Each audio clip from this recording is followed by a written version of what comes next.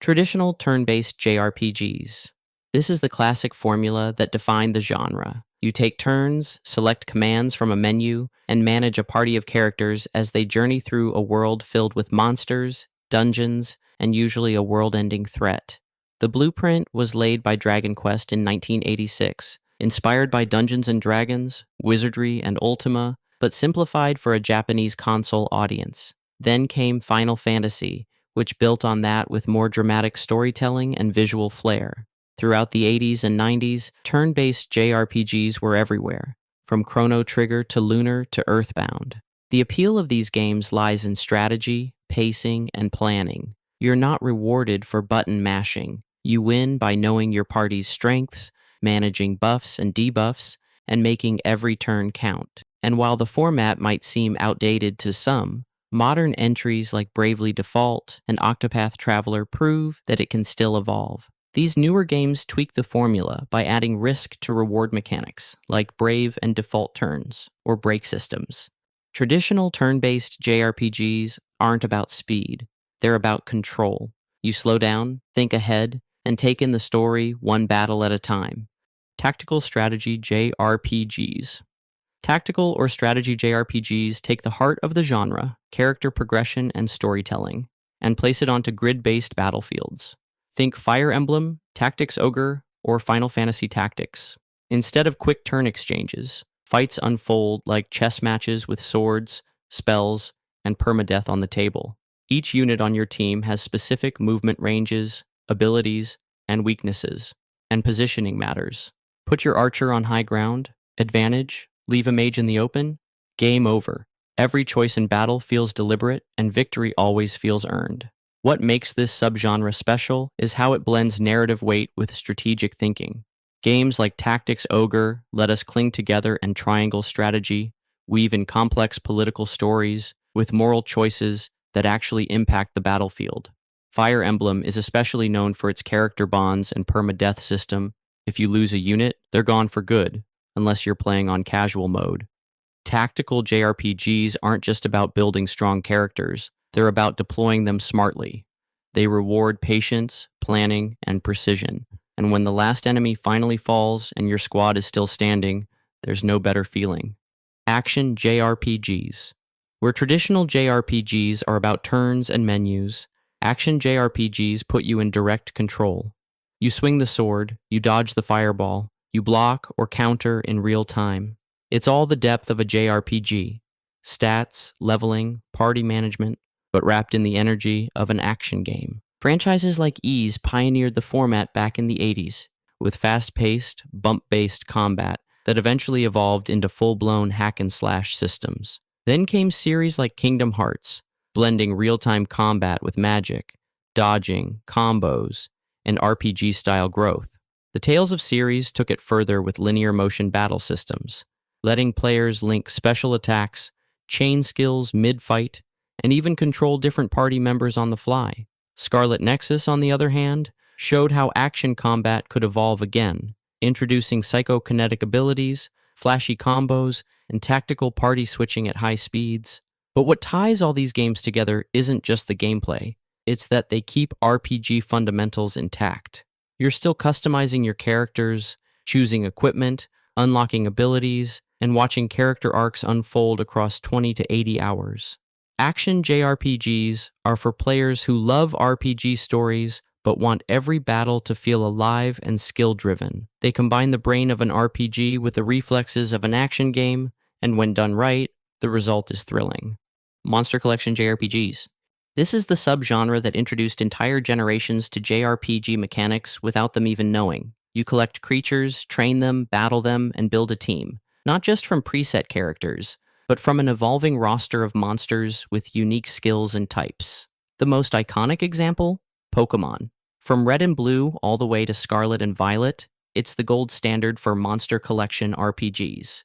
Turn-based battles, party composition, elemental matchups. It's classic JRPG structure, just packaged for mass appeal. But it didn't stop with Pikachu. Digimon took the formula and added evolution paths that could shift based on your actions. Shin Megami Tensei made it darker, fusing demons and angels in post-apocalyptic settings with intense challenge and moral choice.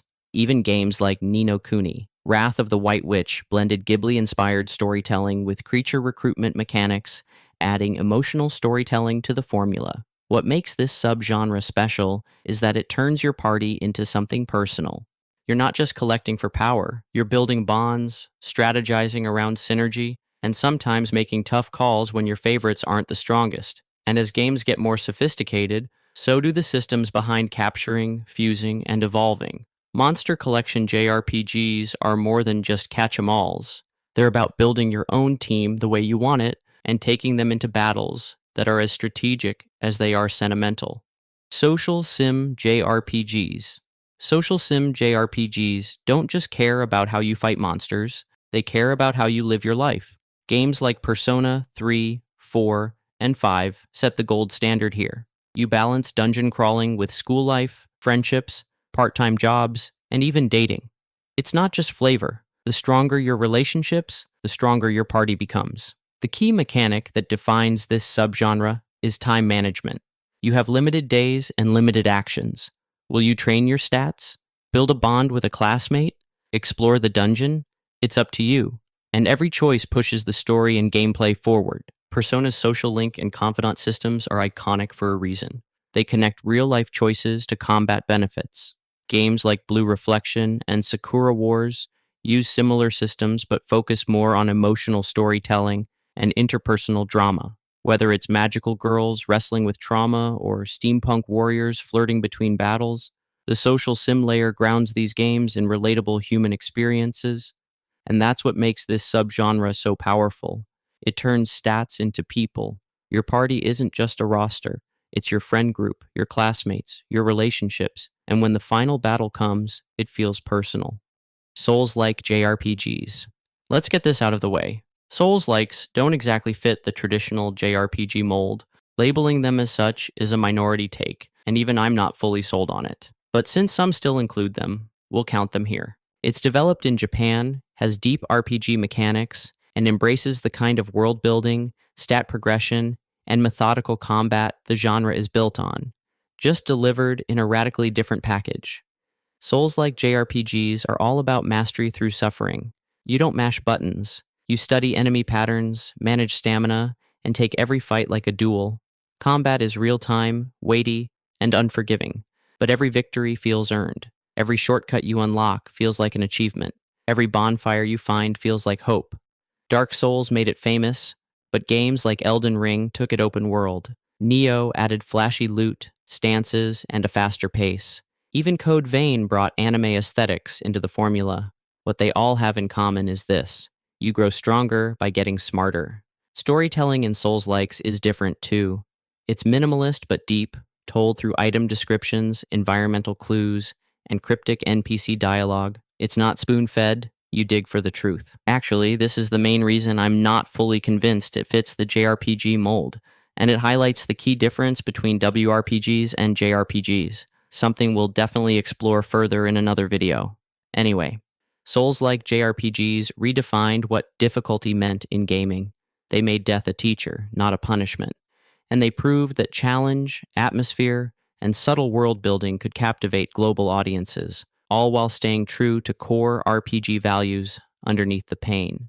Massively multiplayer online JRPGs, or MMOJRPGs, take the core mechanics of the genre, party systems, skill trees, epic story arcs, and drop them into a shared online world where thousands of players coexist, battle, and grind side by side. The most iconic example is Final Fantasy XIV, a game that started rocky but made one of the greatest comebacks in gaming history.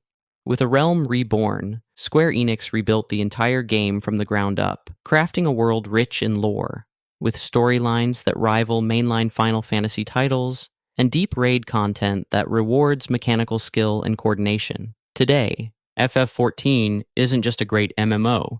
Many of those who played it consider it as one of the best Final Fantasy games, period. But it's not alone. Phantasy Star Online, originally on the Dreamcast, was a pioneer in console MMO design. Its sci-fi setting, instanced missions, and loot-driven progression made it ahead of its time. Modern versions like PSO2 New Genesis continue that legacy with real-time combat and sleek, anime-inspired aesthetics. What sets MMOJRPGs apart is the social layer. You're not just building a party, you're joining guilds, trading gear, queuing for dungeons, and even attending in-game weddings or festivals. The genre thrives on community, and when done right, it turns grinding into a shared journey. Roguelike dungeon crawler JRPGs. This is the subgenre where the challenge never ends, and death is just the beginning. Roguelike and dungeon crawling JRPGs emphasize tightly structured exploration, procedural generation, permadeath, or close to it, and turn-based combat that rewards caution and planning. These aren't about flashy cutscenes or big emotional twists. They're about strategy, progression, and slowly mastering a maze that keeps changing. Games like Etrian Odyssey take this to the extreme. You literally draw your own dungeon maps as you explore, manage limited resources, and survive brutal fights where even random encounters can end a run. Mystery dungeon titles, whether it's Shiren the Wanderer or Pokemon Mystery Dungeon, rely on tile-based movement and one-step-at-a-time decision-making, with tension building as you push deeper into every floor. Then there are outliers like Labyrinth of Refrain, which combines dungeon crawling with a dark fairy tale vibe and a puppet-based party system, showing how flexible and weird this subgenre can get. What unites these games is that they ask for methodical play. You'll spend as much time preparing your next move as you will executing it. Inventory space matters, buffs and debuffs matter, and when you die, because you will, you start over, but now even smarter. This is the JRPG at its most mechanical and unforgiving, but also at its most rewarding. Every victory feels earned. Every floor cleared feels like a triumph. And for players who love the grind, this is home. Visual novel JRPG hybrids. This subgenre is where story comes first, and everything else supports it. Visual novel/JRPG hybrids combine deep narrative-driven experiences, often with hours of dialogue and multiple branching paths, with traditional RPG elements like tactical battles, character leveling, and world exploration. Take Utawarerumano, for example. It's one of the best-known examples in this space, a mix of sprawling visual novel segments and turn-based tactical battles. You can easily spend several hours reading before entering combat, but when you do, the emotional investment pays off. You're not just commanding units, you're leading characters you've come to know deeply. Digimon Survive took a similar approach, leaning heavily into branching dialogue choices and character deaths depending on your actions. The RPG combat is secondary to the drama and tension of survival, making it feel more like a narrative simulator with battles rather than the other way around. Even games like the Trails series, Trails from Zero, Cold Steel, belong here in spirit. While they lean more into traditional JRPG structure, their massive dialogue trees, layered world building, and character-driven storytelling often feel more like a visual novel than a typical RPG, and fans love them for it. This subgenre is about immersion through character and choice. The battles aren't the only tests. Your decisions, relationships, and emotional endurance are just as important. For players who value story above all, this is where JRPGs go full narrative. Rhythm JRPGs. This one's a niche corner of the genre, but it hits a very specific note for fans who love JRPG music just as much as JRPG combat. Rhythm JRPGs combine traditional RPG elements, leveling up, party management, boss fights, with rhythm-based gameplay. Instead of swinging a sword through menu commands or button mashing in real time, you're pressing buttons in sync with the music. Think of it as a battle system, where timing is your attack strategy. The best example? Theatrhythm Final Fantasy. This series turns the entire Final Fantasy soundtrack into gameplay, from battle themes to emotional piano ballads. You build a team of classic FF characters, assign them abilities, and then tap, swipe, or hold notes to trigger attacks, spells, and summons, all while reliving iconic tracks from across the series. It's fan service, nostalgia, and gameplay, all wrapped into one. Another standout is Kingdom Hearts, Melody of Memory, which lets players fight Heartless and relive key moments in Kingdom Hearts history, but through a music-based battle system. You dodge, jump, and strike on beat, using rhythm to defeat enemies and trigger cutscenes. It also doubles as a story recap, cleverly integrating lore progression into its track list. What sets rhythm JRPGs apart is that they take a non-traditional input mechanic and still manage to incorporate RPG progression, character building, and world immersion. They're rare, sure, but when done well, they're a celebration of everything that makes JRPGs iconic: the music, the emotion, the legacy.